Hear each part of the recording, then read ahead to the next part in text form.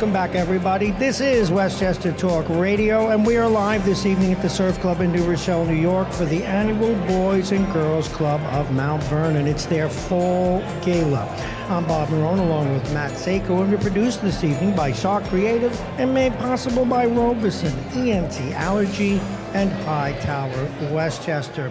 And I'm very happy to have with us now Mel Campos. He's the executive director, if I have the title right, of the Boys and Girls Club. They made me the CEO about a year and a half ago. The Chief Executive Officer. Keep the mic, just get it a little closer.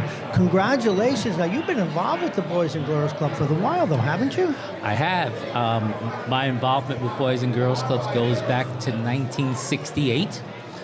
When I was a child who snuck to our local Boys and Girls Club because my mother didn't want me to go because she didn't know what was there. Wow, that's it. Well, keep in mind that I also was, I was 18 in 1968, but we'll keep that between us. Congratulations. Well, you were here at the time, like at Denzel Washington, and those kinds of people were involved, right? Well, I was at a club in the Bronx. Mm-hmm. Mr. Washington was a club member here in Mount Vernon. Yep. In the late 60s, 70s, and probably into the 80s. Okay, what is it about the Mel Camposes and the Denzel Washingtons that make you come back to get involved? I mean, I remember about 10 years ago, you probably remember this, when the football team in the high school didn't have any money. Mm-hmm. He flew in, they were going to cancel the season. He flew into town with a $10,000 check. What is it about people like you and him that keep committed to this? What did it do for you? Well, I think what it does is that when you're a kid, you take a lot of things for granted. Mm-hmm. You don't realize the effect that a place is having on you. And as you become older, as you become an adult, and when you think back on what made me who I am, mm-hmm. and for me, my parents, of course, but also my experience at the Boys and Girls Club, where I learned about being on time, about being responsible, learned about winning, and most importantly, learned about losing. That if you lost and it felt mm-hmm. bad, you don't throw a tantrum, you work harder. Now, you're telling us what effect it had. What was the process that did it for you? What were the leaders like at that time? What was the, if you will, what was the philosophy of the people that ran it then, and what is it now as we stand Bob, here today? The philosophy hasn't changed. It's about the people. You can have the best programs in the world, but if you don't have the right people running them, you're wasting your time. It's getting people who care about kids, who care about kids first. That is the most important thing. And for me, as I said, I snuck to the club. The guy who greeted me made me feel welcome. I wanted to learn how to play basketball. He told me what I needed to do to get mm-hmm. a shot. And he was true to his word. I did the things he asked. He gave me playing time over guys who were better than me, who Sure. are more talented. It's caring. Kids can tell if a person is real or not in about 30 seconds. Yes, they can. And the people at the Boys and Girls Club are real. Across this country and across the world, Boys and Girls Club staff genuinely care about kids. How long were you a member as a child or as a young adult? I started in 1968, and I was a member till I graduated from high school in 1977. I went from the Pathways for Youth Club to the Kips Bay Boys and Girls Club as I got older. Sure. And now they're both part of the same organization. They're both part of Kips Bay. When did you re-engage it? So as I went to college and as I began my career, I always kept an eye on the club. The mm-hmm. club, both clubs were actually very close to my house where mm-hmm. I grew up, so I always kept an eye on them. I reconnected with Boys and Girls Clubs in 1995. Wow. When I was working at the 1996 Atlanta Olympics. And Boys and Girls Clubs headquarters were in Atlanta. Mm-hmm. I went there for a meeting. I saw a guy at the headquarters that I actually attended the club with, in the 70s, in the mid 70s. And so you got engaged to do it all over again. Now, what was your primary career before you got more involved in this? When I started my career after college, I was a banker. Okay. I worked with the Bank of New York. Sure. Went through their management training program, which was an excellent program. And then when I got a real job at the bank, I decided I didn't like it that much. And then what'd you do? So from there, I went to a place called the City Volunteer Corps, Okay. which was an organization that worked with 17 to 20-year-old high school dropouts. And I was a team leader. I worked with 12 young adults who were trying to find their way. And I used a lot of what I learned at the bank. I'm beginning to see a pattern And here. a lot of what I learned at the Boys and Girls Club to motivate the young people to go on and to become successful adults. I have to ask this, but it's pretty obvious by the way you carry yourself. You like to help people, don't you? I do.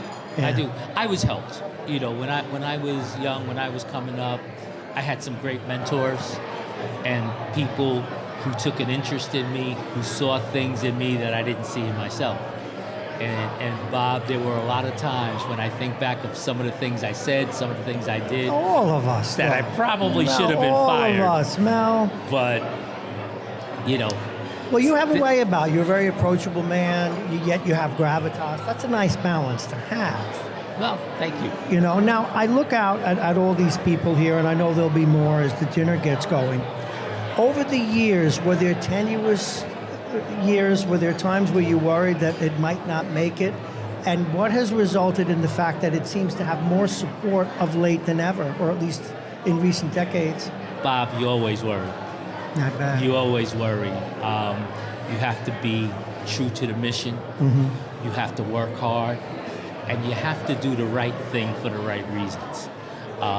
And if you do that, people will notice and people will understand the importance of the work that the Boys and Girls Club does. Does it surprise you that some people, even from out of the area or used to live here, well, the people who used to live here, it's no surprise to me anymore at all. They talk about the Boys and Girls Club with reverence. But still, like a Joe Simone, or we talked with one of your board members, Laura Lavin, before. She loves this club. She grew up, she's from Larchmont, for God's sakes. And she gets all her satisfaction from working for you here. Well, it's infectious. Yeah. If you come to the Boys and Girls Club and you spend time there, and you spend time there when the kids are there, you see who we are, what we do, and how the kids feel about being there. I bet. I mean, the kids don't want to go home at the end of the day. So very proud of the work that we've done in Mount Vernon. Very proud of my association with Boys and Girls Clubs. Tonight we're honoring That's two what guys. I wanted to ask you. Who are you honoring and what's happening tonight? Well, we are honoring Billy Thomas, who has been affiliated with the Boys and Girls Club of Mount Vernon for 75 years. Excuse me? 75 years. Somebody's older than I am. Did you hear that, Matt? Somebody's older than me. So, Go ahead. and Billy has been a role model and mentor to thousands of young people, including Denzel Washington, Well, yeah. one of our most famous alumni. And we're also honoring Lowe's Moore, Lowe's, I know. who Yeah, has a 55-year affiliation with the Boys and Girls Club. That doesn't happen by accident. Two men who have made a significant impact and difference in young people's lives. Yes, they have, and they all give back. I mentioned earlier, I'm sure he's done more when the football team almost didn't have a season in high school. Denzel flew into town with a check and met with the mayor and everyone. It's an amazing thing. Now, what I'd like you to do, since we have an audience that'll listen to this, make an appeal. How can people donate? What can they do? Go to the website. Well, you can go to our website, bgcmvny.org. Say it again. bgcmvny.org. Our website will tell you and give you a good idea of who we are and what we do. And you're able to donate there.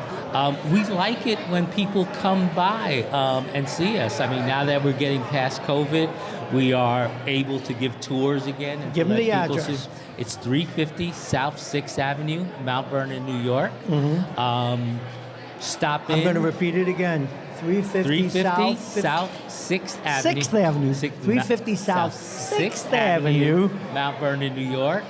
And stop. You can call and make an appointment. We'll set up an appointment for you. But you could just drop by. If you just drop by, we will have It's been a long someone give time. you a tour. I'm going to take you up on that. And show you what we're doing.